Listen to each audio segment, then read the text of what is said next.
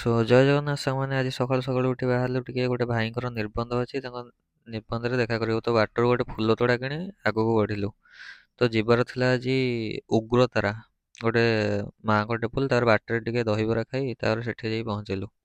ପହଞ୍ଚିଲା ବେଳକୁ ସେଠାର ପରିବେଶଟା ବହୁତ ସୁନ୍ଦର ଓ ବହୁତ ଗହଳି ବି ଥିଲା ଆଜି। ତ ତାପରେ ଯାଇ ମନ୍ଦିର ଭିତରେ ଟିକେ ବୁଲାବୁଲି କଲୁ। ତାପରେ ଆମର ଓଡ଼ିଆ ଟ୍ରାଡିସନାଲ ହିସାବରେ ତାଙ୍କର ନିର୍ବନ୍ଧର କାର୍ଯ୍ୟକ୍ରମ ଆରମ୍ଭ କରାଗଲା। ପ୍ରଥମେ ଭାଇନା କିଛି ମନ୍ତ୍ର ପଢ଼ିଲେ, ତାପରେ ବନ୍ଦିଆ ହେଲା।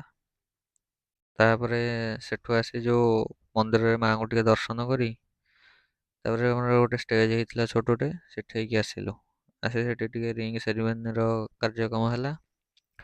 ତାପରେ ସେଠି ଟିକେ ଏନ୍ଜୟ କରି ଟିକେ ଖିଆପିଆ କଲୁ। ଖିଆପିଆ କରି ତାଙ୍କୁ ଟିକେ ଫଟୋ କ୍ଲିକ୍ କରି ଘରକୁ ବାହାରିଲୁ ଫେରିବା ପାଇଁ। ରହୁଛି, ପୁଣି ଦେଖାହବ ନେକ୍ସଟ ଭିଡ଼ିଓରେ।